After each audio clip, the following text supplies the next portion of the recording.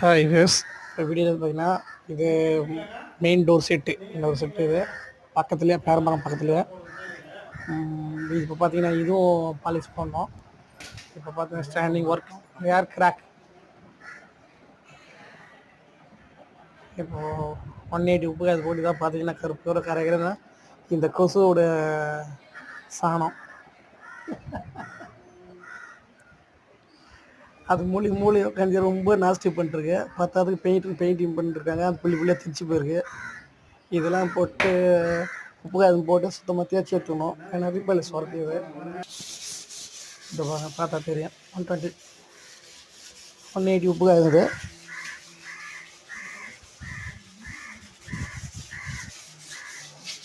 கேட்குறேன் பாருங்க. இந்த மாதிரி சுத்தமாக தேய்ச்சிட்டு பெஸ்ட்டு தட்டி சீலர் போடணும். சீலர் போட்டதுக்கப்புறம் பாலிஷ் பண்ணணும்.